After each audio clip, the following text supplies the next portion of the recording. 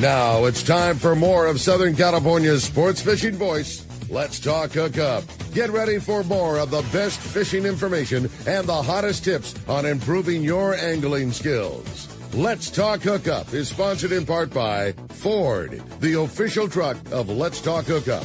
Shimano Rods and Reels. Fish with the best. Shimano.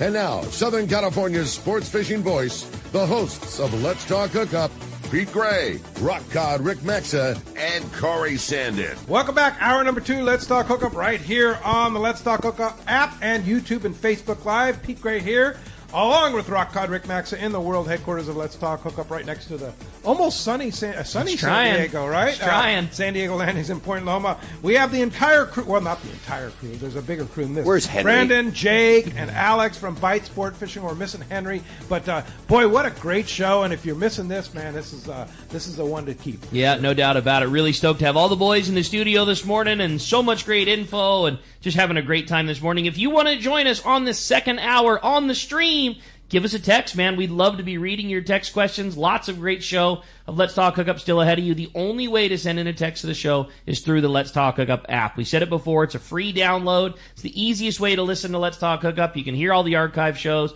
Send in your text. Make sure you include a name and a phone number because we're giving away a full-day trip on board the San Diego to one lucky caller or texter at the end of the show today, and that might just be you. Yeah, for sure. So, again, text only this hour on Saturday. Of course, reminder, 8 to 9 on Saturday. We are on the Let's Talk Hookup app and YouTube and Facebook Live only. And then tomorrow morning, 7 to 9 a.m., we'll be on all 3 platforms, 97.3 The Fan, YouTube, Facebook Live, as well as our Let's Talk Hookup app, which is majority of the listeners are on YouTube, Facebook Live, and Let's Talk Hookup app. Let's just face it, that's the way of the world these days. Right? I did not see that coming. I didn't think that would be a thing. And you know, we grew up with. I mean, this has been 33 years on this, and there was no app. There was no YouTube, Facebook Live 33 years ago. It was radio. Yeah, having fun, getting to see. You know, that was so much fun about the PCS shows. You get to see everybody, and you get to BS with guys that you don't normally get to see every day. And the amount of people who came by the Fisherman's Landing tackle booth and we're talking about the show and love hearing Brandon and all those kinds of things.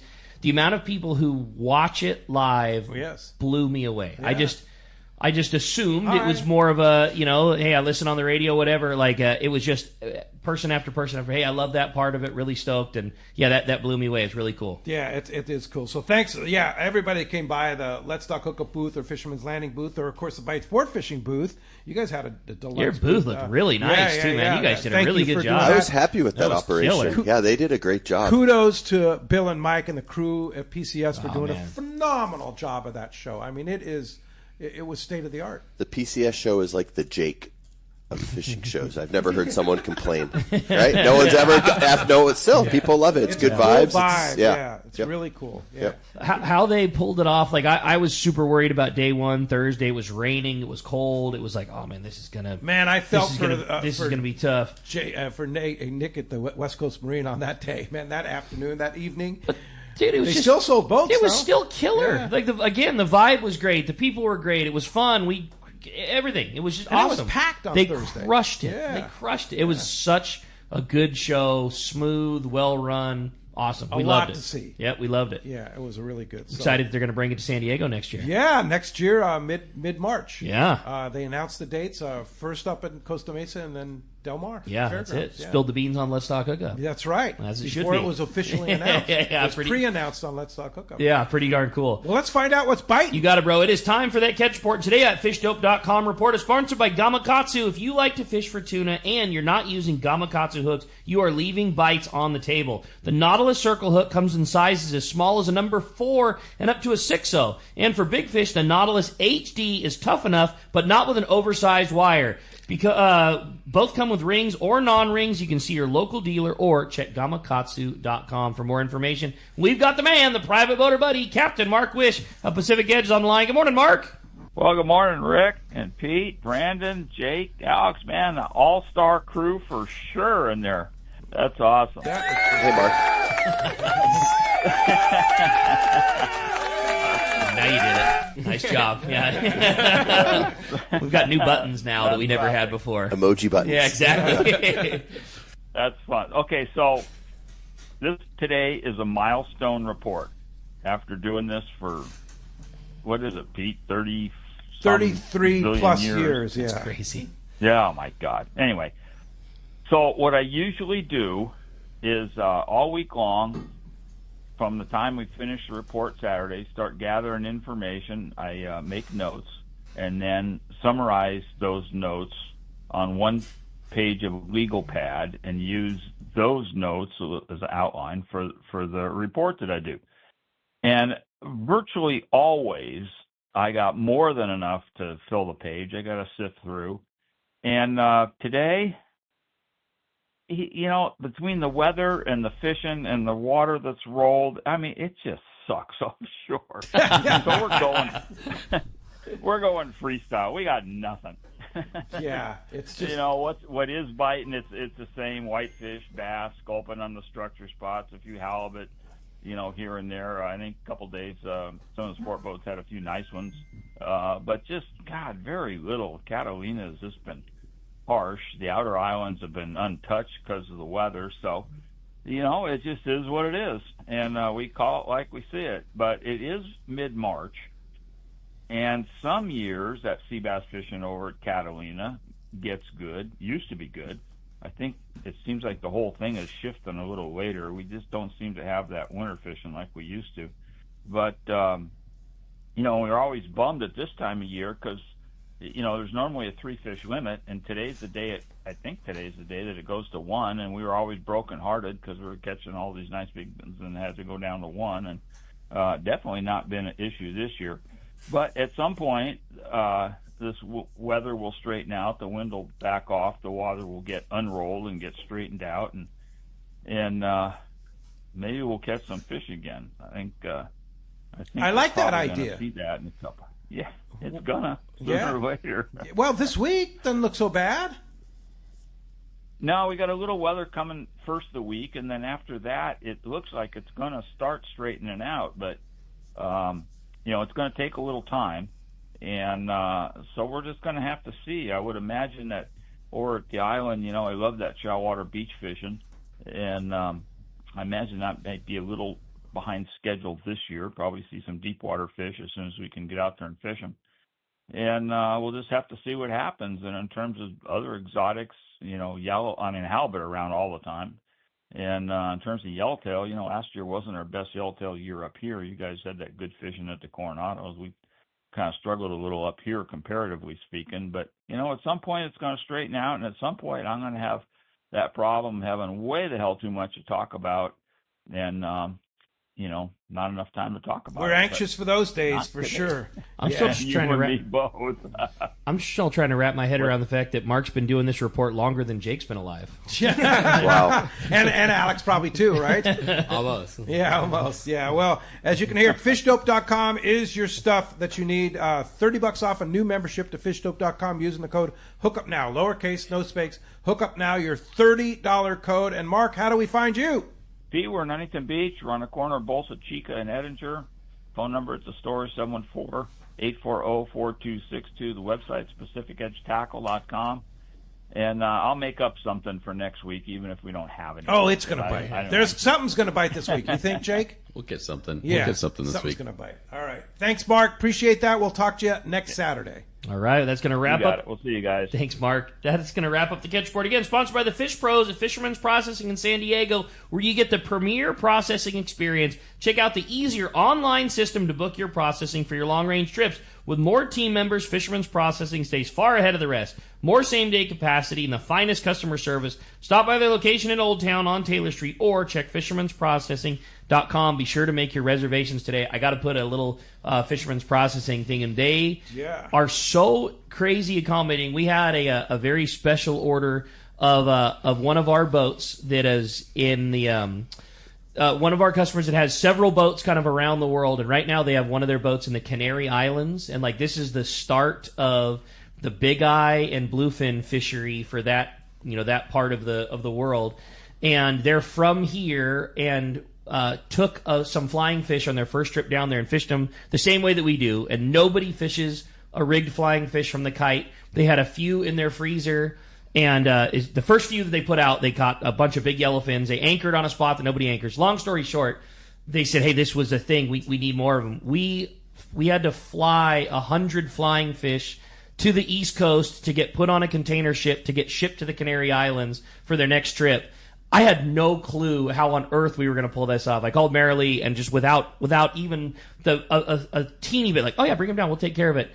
We took all the flying fish, they prepped them, they froze them, boxed, shipped, FedEx, next day air. They're already on. In 2 days, they went from the freezer at the tackle store to on a container ship on the way to the Canary Islands. And Fisherman's Processing handled everything. Wow. And like they're so smooth. Yeah, like like nothing. if you don't live here and you want to have your fish shipped, they got it down. Nothing phases them at all. Like just, oh yeah, got it. And like the efficiency at which they work too. Like I dropped it off and hours later, like, here's a picture, here's the dimensions of your box, here's the tracking number, it'll be here this day. Like, there was a lot of moving parts, just nothing. They are so killer. Can you it was a great imagine experience. being in a new area like that and throwing a new thing out there and it's like, oh, this works. We need to have I'll just say it. It's for Grossbeck, Of course it's for Grossbeck. we need to have him on the show to talk about it. So like this particular the trip previous, they were fishing some area, outside of Portugal on one of the islands out there, and there's a deep water spot that people only troll over every so often, but it's anchor a bull and the conditions were right.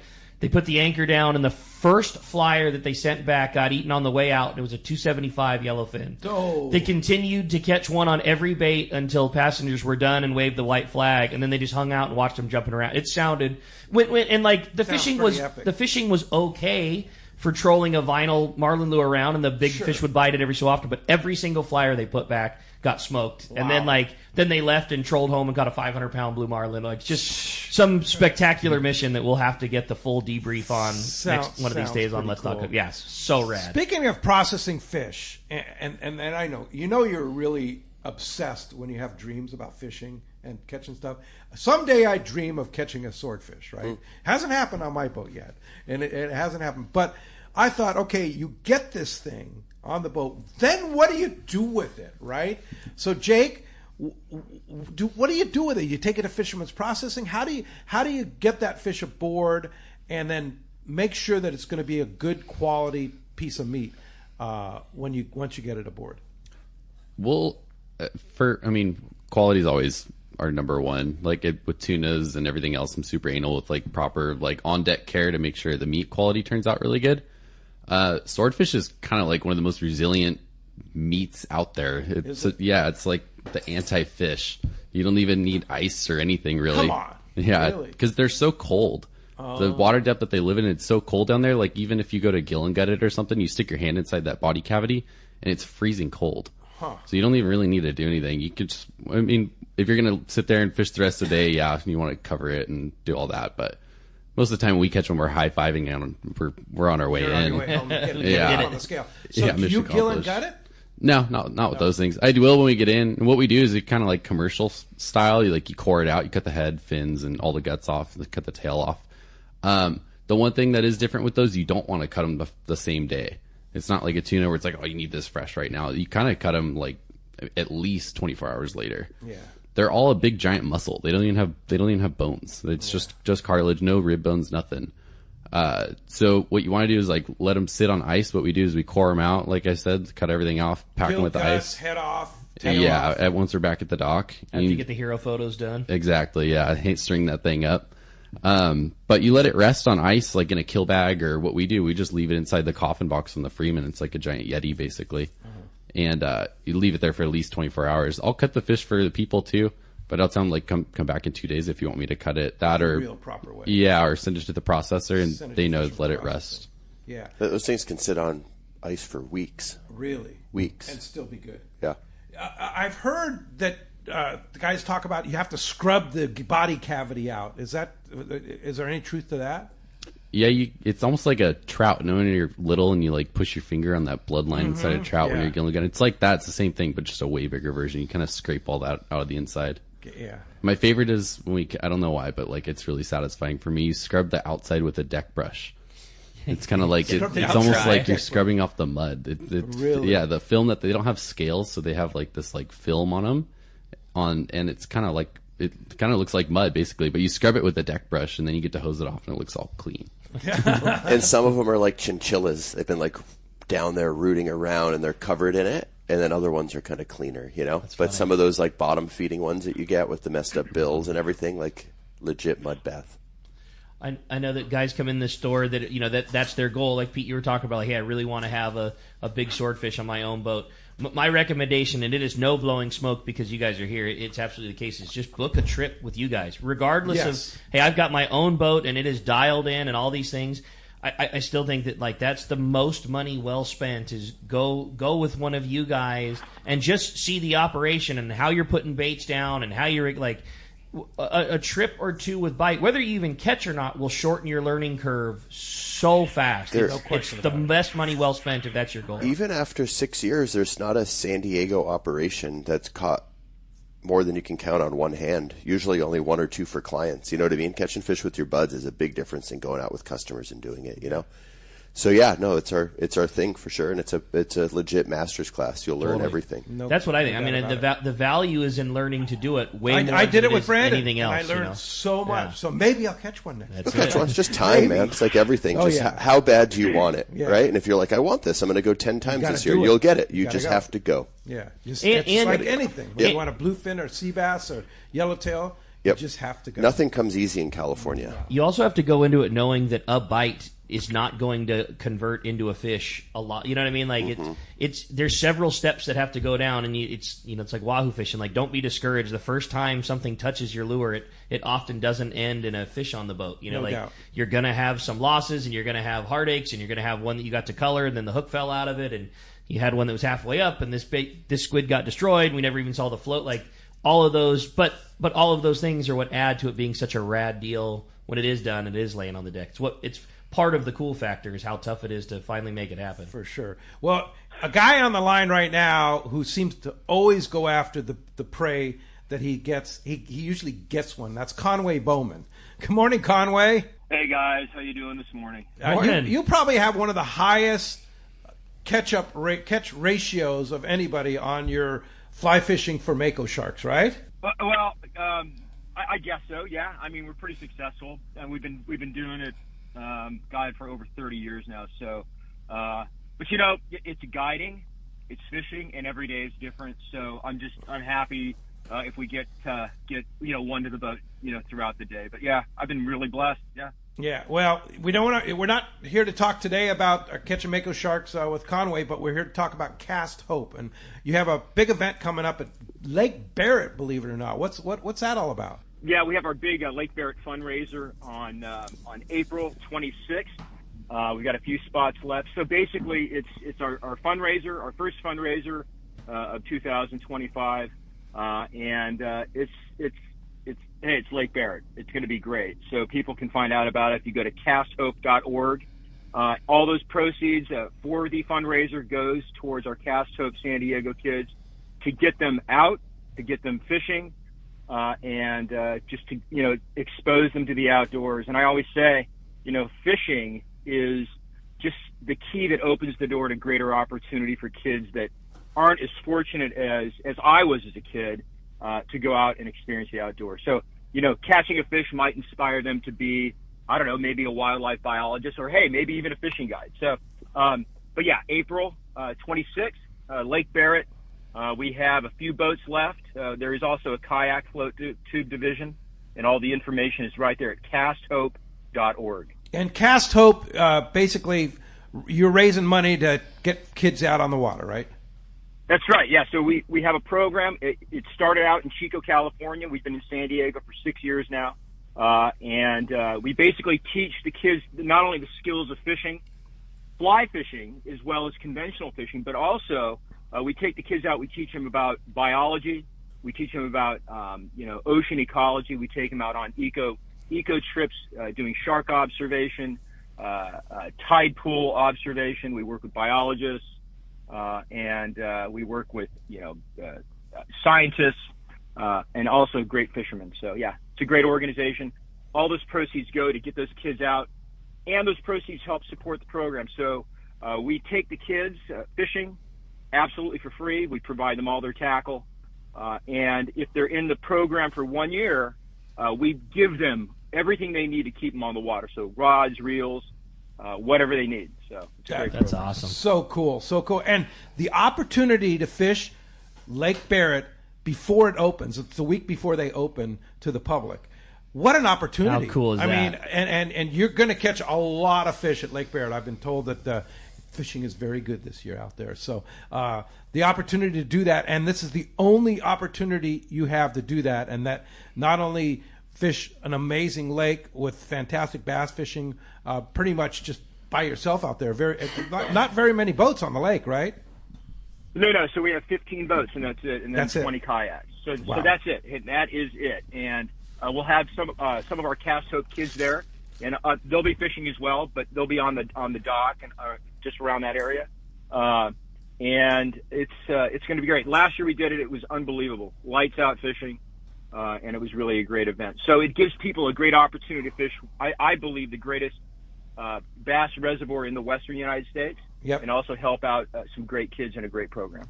Cool. And how do we do that? Go to casthope.org and go to the events page, and that'll drive you right to the Lake Barrett event. And that's April 26th, you said? April 26th. Yep, Saturday, April 26th. Oh, it's on Saturday even. Wow. awesome. Pretty awesome. Yeah, Conway, baby. good for you for doing such great things with Cast Hope. Great organization. And jump on that Barrett thing. I thought it was sold out, but I guess there's a couple boats left. We got a few boats left, and let's get them sold and keep these kids on the water and catching some fish. All right. Love it. Thanks, That's rad. Conway. Great to hear from you. Good luck with it. Thanks, guys. Thanks. All right. Appreciate it. Take care. All right. Bye-bye. All right, had a great text come through here, and it's good morning, guys. Brandon and team. First question is, what would you use to target white sea bass off the Orange County coast fishing kelp lines? Second is, I'm really excited to hear the last time you were on the show, you made the announcement about Jig Chucker's ball. Any progress on that, and will there be a film component again this year? That's from Jeff in Huntington Beach. I feel like I'm hogging all the radio time. I talked to Booger last week. Chucker's ball's on. That's might cool. even do two of them. Whoa. We spitballed ideas about who the cast of characters are going to be, how we're going to create the soap opera. Talked about days, all sorts of fun stuff. Hey. So the easy way to do it is we'll just put it up on the Seaforth website. Awesome. And the website can do the heavy lifting and bookings. So that's available. So and if anyone doesn't know, And you can buy a spot to go. yeah, when we did it before, it was like an invite only for the magazine, and there was a lot of feedback like, I want to go fish. The cool thing about fishing is you can't go swing clubs with Tiger Woods. You can go fishing with Don Sansom and Danny Wade and totally. these characters. Wow. So yeah, so we're going to do it on that tip. So maybe I could call the show when we have the date and let you know. Her booker can do it. Yeah. So that's happening. Going to be in the spring? It's going to be in the spring. When we did it in the past, it was May. It'll probably be midweek, late May is what we're talking about. So that's that part. Orange County kelp line sea bass. Pray for downhill current. You have to have current, otherwise you might as well go home.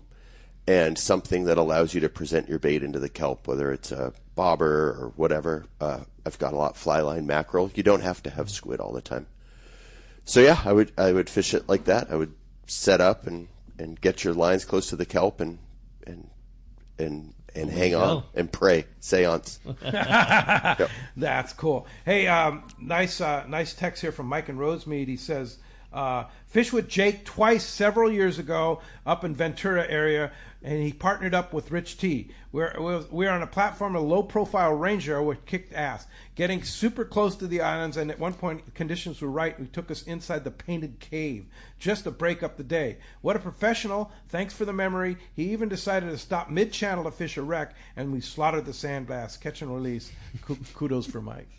That's awesome. That sounds like a fun day. No doubt. I thought it was going to be a complaint. Damn it. No, there's no complaints when it comes That guy to sucks, Jake. man. Are you kidding me? No complaints. That's cool. What a That sounds so you fun, were man. you were before you were with Bight Sport Fishing, or fishing for a Ranger, I did on the side, yeah. While I was Yeah. on sport boats, there was a little baby boat up there I used to run.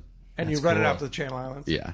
What is the Painted Cave? I've heard of it, but tell us Big about that. giant cave on the front side of Santa Cruz, way up towards the west end. It's Yeah. pretty far. You can only go up there when the weather's good. Yeah. But it's huge. I mean, And you can drive line inside. yeah, you can drive around, spin around in there. It's, No it's kidding. huge. Yeah, we've brought sport boats inside of it. It's giant. It's Why pretty do- cool. Sport boats inside the cave. Wow, That's rad. Yeah, way up Yeah. inside, go look around. Like all the antennas are looking up towards the ceiling and stuff. It's pretty rad. That's got to be insane. And why do they call it the Painted Cave? Is it paint? Are there It's just Indian all paintings inside? No, I wish. No. The Indians went in there and painted it. Yeah. No, it's just all the rocks and everything. It's just all different colors, blues and purples, and so it's pretty rad. There's an amazing, and I forget what it's called, but an amazing documentary about the Channel Islands. And it's narrated by West of West, narrated by Joe Walsh from the Eagles. It's really good. It's really, really good. If you haven't seen West of West, have you seen that, Ricky? I haven't. It's phenomenal. Yeah, and you can get it on, I think, Amazon or Netflix or whatever. Mm-hmm. But Amazon. Let's be real. If you stripped the islands out of Southern California, there's kind of no reason to live here. Like, it's the best thing going, man. You know, you can escape the millions of people. And I hoop netted the Bay last weekend, and I was kind of looking towards LAX, and I'm like, wow, I'm staring at 8 million people. Right. 8 million people in this slice right here. Yeah. It's crazy. But yeah, the islands are incredible. How was hooping? Still. It was slow. Alex got 40. We caught 11. No way. Yeah. Got 11. Fishing Santa Monica Bay? Yeah. Wow. Crazy. And you were out on the same night?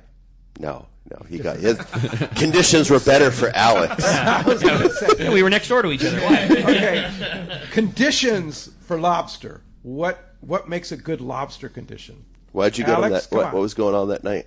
The swell, water clarity. Everything just lined up perfect. So you want clearer water? Yeah, that's from what I found. I'm no expert or anything like that, but from what I found over the years of doing it, the clearer water versus that nasty, murky beach water. Yeah. I think it does make a difference for sure. And Santa Monica Bay doesn't get commercially fished, so there's opportunity there, right? Right. It's a big playground. Yeah, big playground. Mm-hmm. Yeah.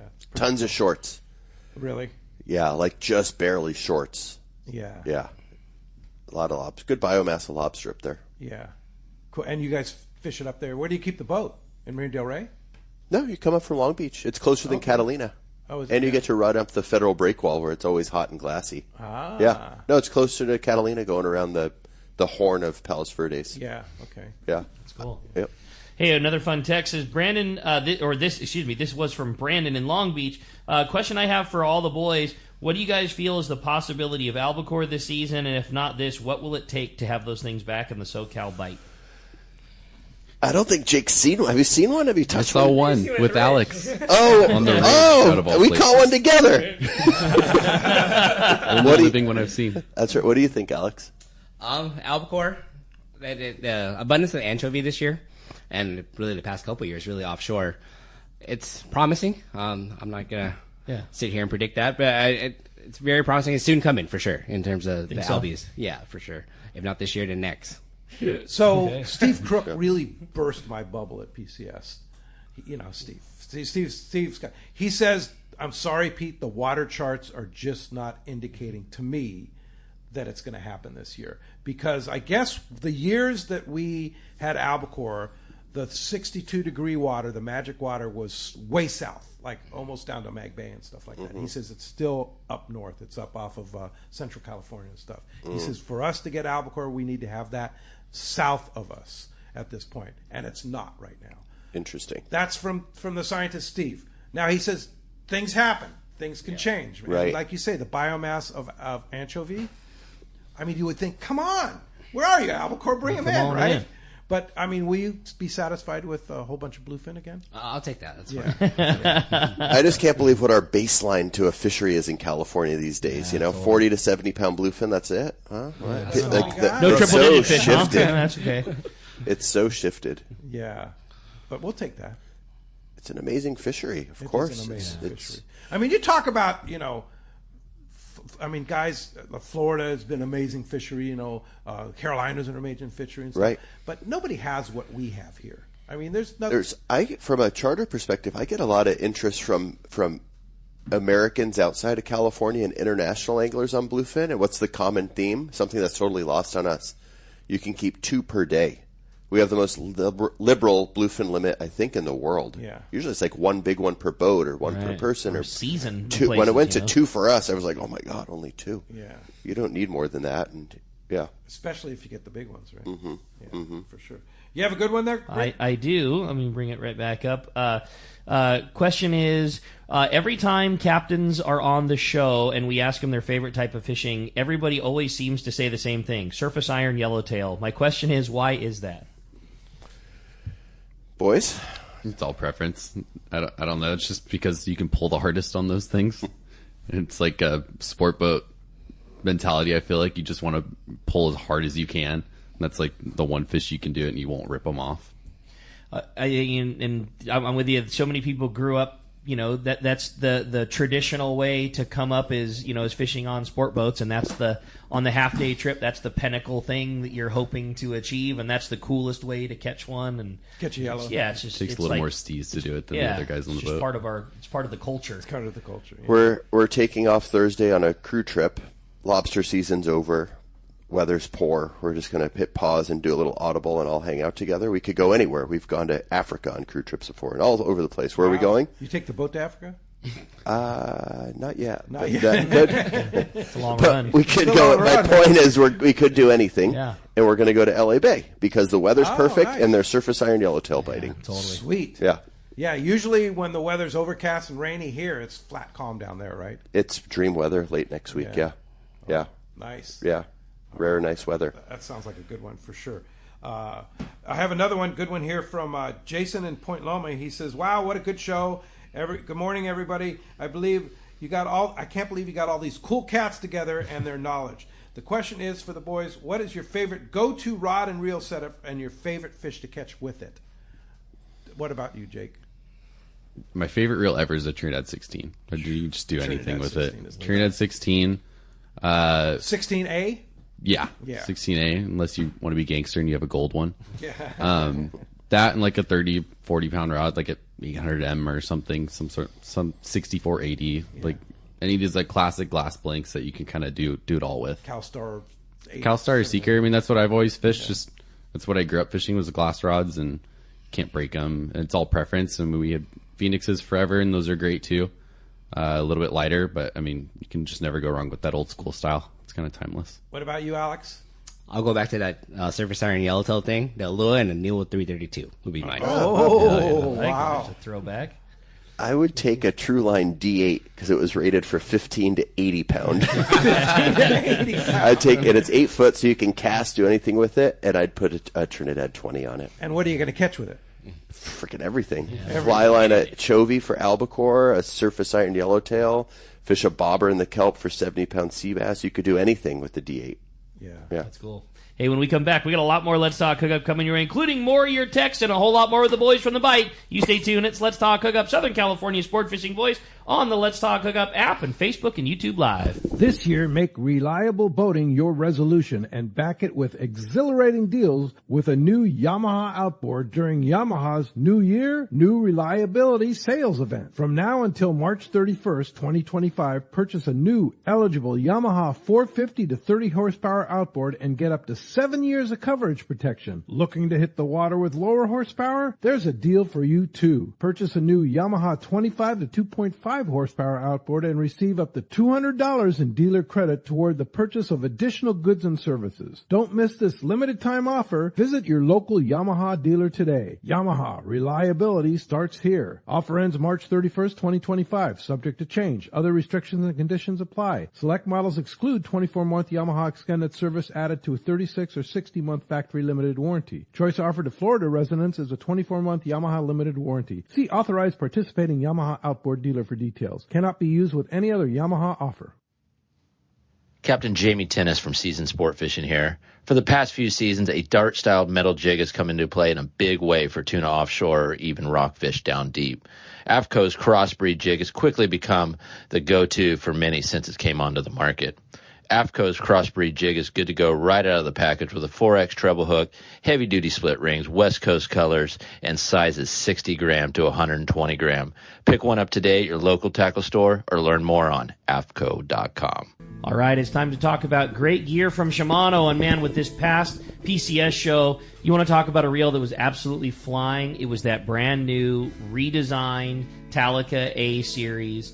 I mean, from a reel that was perfect before they started, you always wonder how somebody could possibly make that better, and they just did. And they did. Yeah. And the proof was in the pudding, because at the Shimano booth they had the side-by-side, the 25. Wasn't that a great display? And I couldn't believe it. You turn the handle on the new one, it's even more powerful, which was super powerful than the old one. Yeah. So, yeah. A lower low gear ratio, a different spool design. The frame is shrunk down a little so it fits in your hand better. Same line capacity, different drag system. It was just they absolutely nailed it. Yeah, 4 different sizes available now. Check it out at your local Shimano. A top fleet and superb fishing is what Seaforth Sport Fishing in Mission Bay is all about. With free parking and fully stocked tackle shop, it's no wonder Seaforth Sport Fishing is a favorite among anglers. Come aboard top boats like the Aztec, Cortez, Endeavor, Apollo, Outer Limits, El Gato Dos, Pride, Tribute Pacifica, Pacific Voyager, and the Voyager. Plus, the new Seaforth, Sea-Watch, and San Diego offer the finest half and full day trips available. Seaforth Sport Fishing. For charters or regular open parties, schedule check seaforthlanding.com. Run by fishermen for fishermen in Mission Bay. Welcome back to Let's Talk Hookup. Having a great time here this morning. Been a very busy show, as you could guess, having Brandon and Jake and Alex in here having a great time this morning. If you want to text in a question of the show, there's still time. It's only available through the Let's Talk Hookup app. Keep them coming. For sure. Well, you have a great text, huh? I thought so. It says, hey guys, can you describe how to best use the fluke for white sea bass? What weight? How does the cast and retrieve work? Do you fish it on the bottom or on the surface? Speed retrieve, etc. Any advice would be helpful. I'm dying to go do that. That's from Ed in Ventura. It's kind of the same. It's like a tool. It just depends on the situation. If they're up high, fish a lighter weight. If they're down deep, I'll sink it all the way out to, like, if we're fishing a mountain like 70 to 90 feet too, just fishing with like a 1 or all the way up to a 2 ounce head. If they're up shallow, like a half or even a 1/4 ounce, the lightest you can get away with that you can still cast, and just hop it around.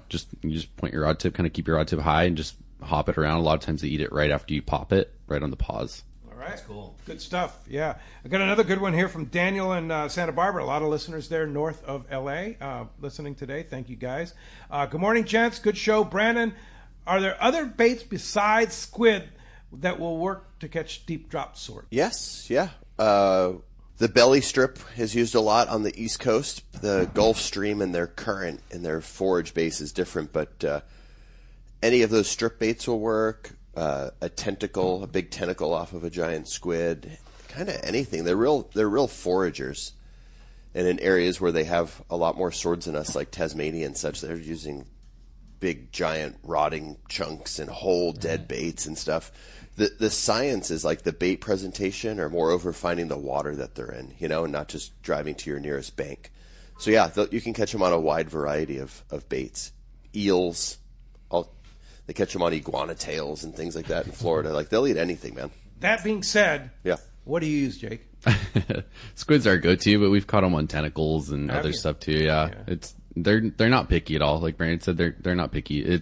It's more just a matter of finding the right water and getting something in front of them, whether that's a squid or a strip bait or anything. Just getting something in front of them, they're going to eat it. Any particular size of squid? That's good. They all get bit. We've experimented. We've gone through the ringer of all of it. I like the smaller ones because the way they eat is they're pretty dumb with the way they eat. They're really good and very precise with how they use their bill and can slice things up, and they know exactly where they're going to hit with it and like piece things up, but they're not really good with getting it in their mouth. You think you put this giant thing on their face that kind of obstructs their way they can eat. So I like the smaller baits. It seems like they kind of get them down their throat a little better. Something like that. Yeah, something like that. We've used them all the way up to like 1.5 foot long, 2 feet, ones, almost giant. These big giant squids. And they'll still eat it. Yeah. Yeah. I've seen like intricate, East Coast sewing of the squid and spending 30 minutes like prepping this perfect thing that's all sewn up crazy, and also seeing guys pin a squid on like they were fishing a calico bass at an island somewhere, and kind of everything in between. How important is I guess you call it the way you rig the squid up for what you guys do? We get super in depth with it. Probably doesn't need to go that crazy. I think the biggest thing is just making sure that it swims straight and survives the very long fall it takes to get 1,000 feet down. If your bait's all mangled up by the time it gets down there and your bait's just spinning in a circle like a helicopter, like it's bunched up on the back of your hook, then you're probably not going to have a good shot. You sew up your own? I do, yeah. Yeah. So there's a lot of places you can buy good ones too, like Bait Masters. The tackle shop sells theirs. They're really good too. I trust my own crimping and all that stuff, so I like to do it myself. There's a video on our YouTube channel that myself and Greg Stotsberry did about how to sew up a squid. It's not that hard, but there is definitely some technique to it, or you want the hook placement and all that stuff, right? And like you say, not have it tear out when you're dropping it 1,000 feet. You bring up such a good point. Like, it takes a long time for that bait to get there, and then the drifts aren't necessarily short either. Like, you've got that bait down there for a long time, and you have no idea what it's doing. And if that thing is totally boogered up, you've just committed potentially hours worth of time to, like, there's no chance of that thing getting a bite. Yeah, there's nothing worse than winding up after like a 3-hour drift and your stuff's tangled or your bait's gone or something like that, and you're like, oh cool, I just wasted half of my day basically in these short winter days. Yeah. You sew up your own too, Alex? Yeah, no. I haven't had much experience doing this sort of stuff, so I'll be right behind a master here. Having Jake show you. Yes, sir. And you have Jake sew yours up, right? Yes. It turns out that Jake sews up everything for me. How did I just know that, right? What I did see, so 2019 was the breakout sword year, and everyone was scrambling. The Avalon guys had been catching them before, you know? And so when I decided, like, I'm going to start doing this in September, I just called RJ Boyle, talked to his right-hand guy, and said, hey, talk to me like I'm a second grader. What do I need to know? Here's my credit card, send me what I need. And they mailed out the baits, which included beautiful stitched up squid. I was the first one to put a paying customer on a deep drop swordfish in California. Wow. The squid we used was like 11 inches. I was like, this is like the size of a big market squid. Yeah. The range of baits you can use is incredible for them, is my point. And if you don't have the time or whatever, that's what's great about money. You solve for why by paying someone to do it. So Bait Masters, RJ, there's a host of bait companies that can send you good rigged up squids. Crimp that sucker on, you're good to go. That's it. I like it. All right, cool. You have a good one, huh? It says, good morning, guys. Messages for Brandon and really all of the team. One of the things I struggle with is finding the best method of hooking my mackerel when I'm fishing the Hamburguesa rig. Can I ask what has worked best for you guys? That's John in West Hills. Yeah, I use that single hook, and I go straight up through the roof of the mouth, like between the eyeballs, so that bait's like really on there and really impaled. And that's the opposite. I use like the biggest mackerel I can get. Like you can use like a 2-pound mackerel. It doesn't matter. Bigger bait, the better. Yeah. So big hook, big mackerel, and just impale that thing right up through the roof. Right up for the roof. Mm-hmm. Yeah. And is he still alive? Wiggling like an SOB. Yeah. Yep. Yeah. Even more so. He's upset. There's a flashy thing between his eyes. That rig gets bit because it looks like a mackerel that's eating a sardine or something, and there's a lot of flutter and there's a lot of commotion.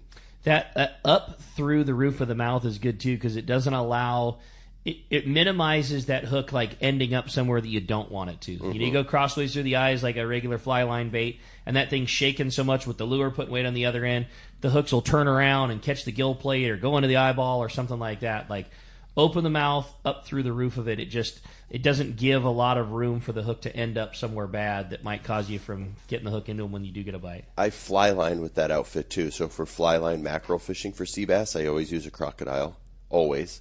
But before I did that, I would just fly line regular, and I would use a treble hook because one prong goes in the bait, and then there's 2 prongs sticking out, just like how back in the day when guys would jig mackerel and fish the Coronados, and you talk to Buzz or someone, they use treble hooks. That's our sea bass, right? We like to take those crocodiles and then just cut the hook off. We like to braise on like a bigger than normal treble hook, like a 4.0 or 5.0 or even a 6.0 treble hook. Whoa. We just put one barb in the mackerel and just seam deal up through the mouth, but like I like that big treble. Impaler. Yeah. Impaler. Plus, you hook those things with those big treble hooks, especially if they eat those. Any fish you hook with a big treble hook that eats it good, like they are extremely well behaved. Ripping and a tearing. Right They don't like that. And do you slow troll that rig too? I've caught a good amount of sea bass slow trolling, usually when the current smoking, kelp canopies push down, which means we actually have kelp, which is a different era. But I slow troll with just a hook. Hook them through the nose, crosswise through the nose, or you could hook them in the neck. Big single hook, like an Aki twist or something. Okay, and no crocodile. Correct. Yeah, yep. Gotcha. All right. Darren in Menifee says, good morning, guys. Sorry for the late show. Is Day at the Docks going to be bigger than ever? Will you guys be there and so we can talk about swords. Day at the Docks is April 13th, Sunday, April 13th, and Let's Talk Hookup will have a booth there, and Ricky, of course, Fisherman's Landing will have a booth there. Now, you guys are going to be a part of Day at the Docks? Are you going to do some seminars and stuff like that? No seminars, but last year in the past, Jake's gone down and just kind of informally been on the Freeman. Yeah. It's like one of the funnest parts about it. It's nothing is set in stone, but a lot of the boats are kind of coming out of their maintenance period. A lot of the boats are looking really good. Some of the boats are still scrambling and the tarp is up and they're trying to get ready for the oncoming fish. But that's one of the fun parts about Day at the Docks is a lot of boats, if they are in position, will have like an open house and have the boat open, and you can walk down on board and find your favorite bunk or your favorite stateroom, or if we get lucky, in the case of these guys aren't fishing, you can go check out the Freeman. And I think what we'll do is we'll bring the Invincible over. That'd be cool. We'll have the Invincible over. We'll do 60-mile-an-hour boat rides in the bay. Let's do that. There you go. That sounds like a fun thing. Explain the Invincible. So how does it differ from? It's a catamaran, there's two. How big is There's two main catamaran companies. Yeah. Freeman has always been cats. If you ever want to check out Freeman and the story, just Google Billy Freeman story, and there's an amazing 9-minute video about how a blue-collar guy created the ultimate boat in his backyard. Wow. He never made monohulls before. He solved for why. There's a problem. What do you do in business when you want to be successful? There's a problem. There's a need for something. No one else is doing it. He did that with Freeman. Invincible is a monohull company which started making catamarans because it was a 4-year wait for a Freeman. They went to Morelli and Melvin, which is right here on Shelter Island, and hit them up about the ultimate kind of catamaran design. You can Google that as well. It's fascinating. So highest end naval architect type. Thank you. Right? Yep. Yeah. So on one shoe, there's this CAD design, in-depth, hydrodynamics, and on the other side, there's a dude who's just like chewing on a pencil going like, let's try this and do this. These are the two major players in the catamaran market. An opportunity came up for an Invincible. Someone had ordered one, ate the deposit on it, and it's a long story, but essentially we're buying this boat because we need another boat and we don't want to have to move so much and do certain things. So it rides different than the Freeman. How big is it? It's 35. It's about 6 inches. So it's bigger than the Freeman. Yeah, by a few inches, but it's also wider. And the fit and finish on the Invincible is much nicer. There's more seating. There's seating for 7 or 8 people, and it's like a polished charter boat. You know what I mean? Mm-hmm. It still doesn't ride as good as the Freeman. No. The Freeman's like the badass workhorse. Yeah.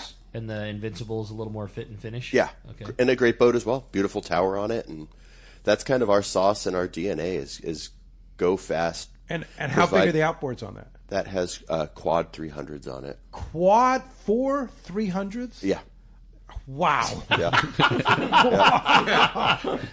Yeah. Holy mackerel. But how fast is it? We tried to race for pink slips in the harbor, and the Freeman held with the twin 450s. Cool. Really did. Wow. Yeah. It'll go 60 plus. Wow. You don't do that on trips. You pull it back. We're cruising in the 40s usually. Cruising in the 40s. With good weather. But Alex likes that idea. Oh my God, dude! The first time I drove the Freeman, I was scared. I'll bet. When I bought it in Cabo, and you can test drive it, and I've never gone that fast in a boat either. I was legit this is what it feels like to be scared. That's crazy. And then you have the third boat you have is the Mexicat. Explain the Mexicat. Yeah, that's such a cool little boat. It's a cool little pocket rocket of a boat. It's a great island boat. How big? It's 26. And powered, what's the power? It has twin 150s. If I could redo it, I would have put 115s on it. As we always want more power. You don't need the 150s. Yeah, no. That thing cruises like a Parker does, mid to high 20s. You know what I mean? It's not a performance cat. It's not the Freeman where you can spin on a dime and do all that other stuff. You can get out of the weather in it. The bow's open for fishing. I'm super happy with that boat. I'll run that boat with my customers, 1, 2, 3 people. It's going to be good for this local sea bass we're going to get. Probably again. Really good for lobstering, huh? Great for lobster. Yeah. Great on fuel. Yeah.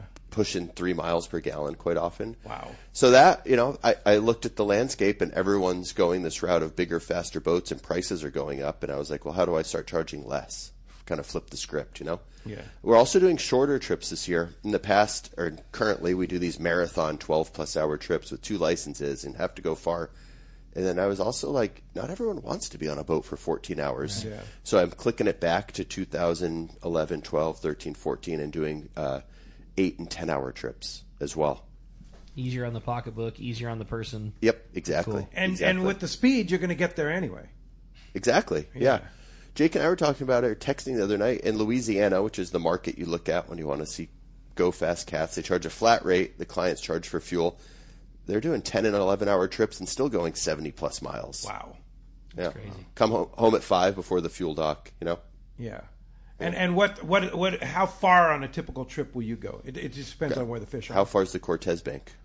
Really? That's where we go on one-day trips now. The top end of our range. Crazy. Wow. That is so 100 miles. crazy. You have to be able to go where that bluefin is, and we've learned the trajectory changes. They're not going to march up the beach and be 2 miles off the beach or 4 miles or 6 miles, you know?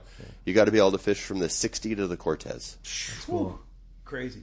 I had a great text says, good morning, guys. So excited to have this team on there. My question is for Alex, knowing that you seem to be the master of the yellowfin tuna. Can you give us a tip for fishing yellowfin tuna on porpoise from a private boat? What do we look for in terms of dolphin behavior, approach, setup on a school, etc.? Great question. That's a great question. There's many ways to look at it. The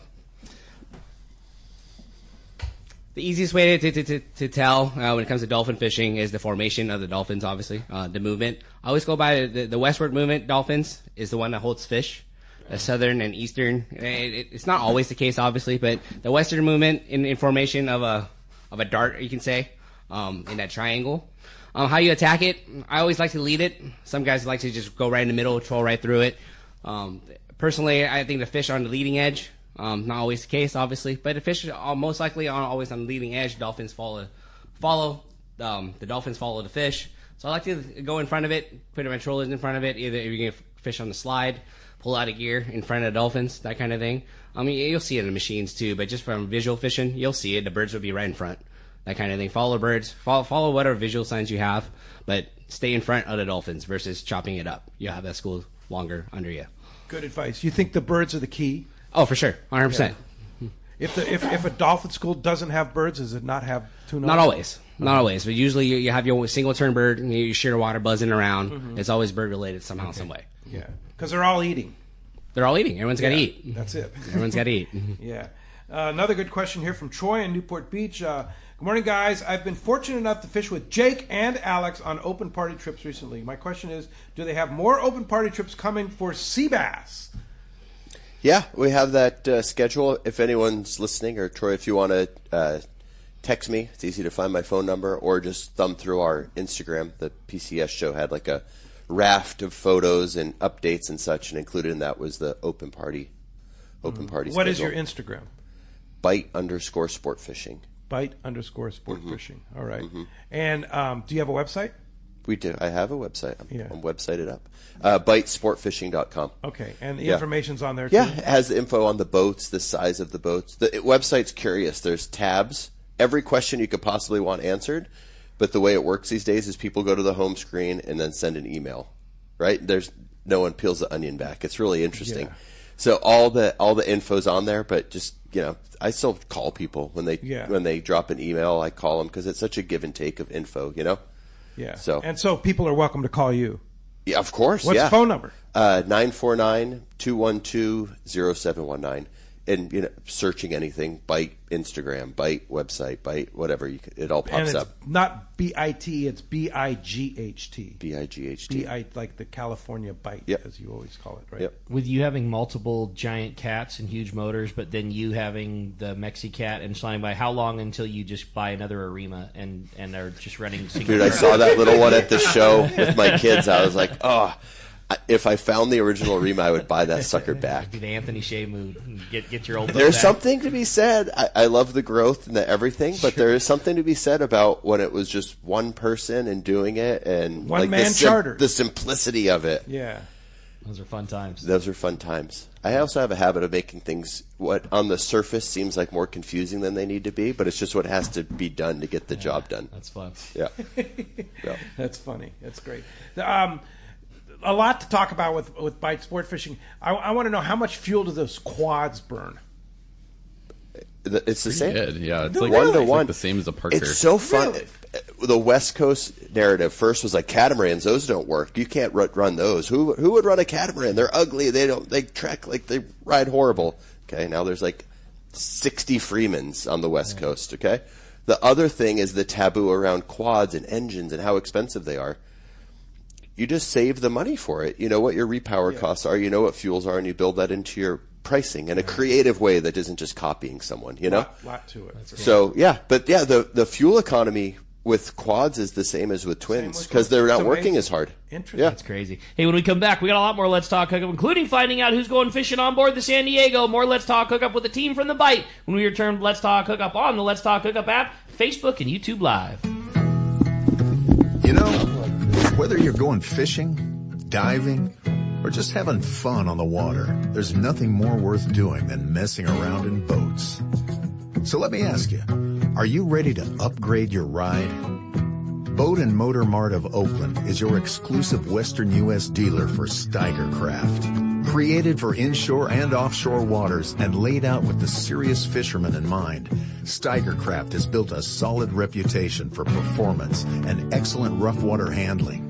If adventure on the water is what you live for, now's the time to invest in your passion. Call Boat and Motor Mart of Oakland at 510-437-1444. To look at the whole fleet of Steiger Craft online, go to steigercraft.com. Now's the time for a rugged, reliable, and fast Steiger Craft from Boat and Motor Mart of Oakland.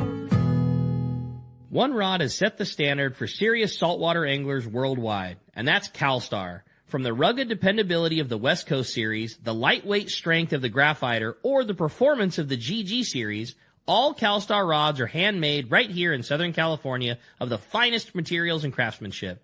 Check out the new CalStar models now available, as well as upgrades to the classic rods that you know and love. If you want your tackle to be state-of-the-art tools to get the job done right, it's CalStar at fine tackle dealers. The state-of-the-art long-range sport fishing vessel, the Independence, delivers the top quality, comfort, and fishability you look for in a long-range boat. Veteran captains Mark Bizzano and Paul Strasser built this incredible 112-foot vessel with the most modern technology and luxurious comfort available. Once you go on the Independence, you'll be back. Call Independence Sports Fishing at 619-226-6006 or check IndependenceSportFishing.com. It may be winter in Southern California, but those of us who live here know it's a great time of year to go fishing, and certainly not time to put your gear away. This is Ben, and you will see me at my dad's shop, Dana Landing in Mission Bay, the one-stop shop for a great day on the water. Food, bait, tackle, beverages, and more. This is the ideal time for bay bass fishing, and I get the inside scoop from Johnny. Heck, he will even rent you one of our killer blue skiffs. This is also a good time to go work on your reels, and Doug is the man for that job. If big largemouth bass are your bag, nothing beats East County Bait and Tackle. They have all the right stuff and live bait for a perfect day on the lake. Lemon Grove Bait and Tackle is super cool too, for both freshwater and saltwater tackle. ECBT is at the end of the 67 freeway on Mapleview and Lakeside. Lemon Grove Bait and Tackle is on Broadway in Lemon Grove, and Dana Landing is next to the Dana Lunch Ramp in Mission Bay. Check DanaLanding.com for more details. For 48 straight years, Ford F-Series have been the best-selling trucks in America and certainly number one with anglers. We got here by engineering breakthrough technology, redefining build Fort tough, and never settling. But what really made Ford F-Series number one is you. So now is the time to take advantage of great deals and programs today. Visit your San Diego County Ford dealers today and explore the F-Series and the full truck lineup. They'll be glad to hook you up.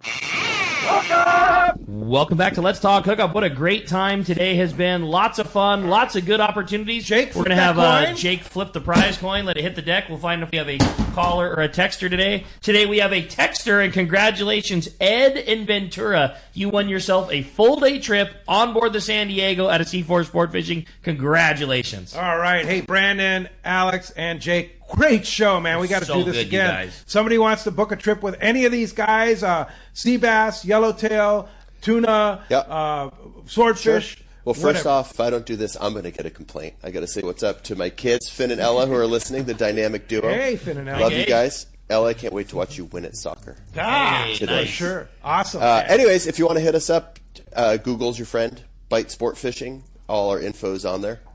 Or call Jake. Jake, drop your phone number. 805, like that 805. 805-630-2126. All right. Thanks, guys. Thanks for Great having us. show. Guys. Great to have you, Alex. It was Thanks fun. to Adam for all he does on the Let's Talk Hookup app. And, of course, Jeff. Tomorrow morning, we'll be back on The Fan, YouTube, Facebook Live, and, of course, the Let's Talk Hookup app. A great show tomorrow with... we're going to have Captain Aliar from the Polaris Supreme and Captain Max from the Pacific Voyager. Nice. That's going to be a great show, 7 and 9 a.m., right back here on Let's Talk Hookup on 97.3 The Fan, YouTube, Facebook Live, and, of course, the Let's Talk Hookup app. We'll see you then.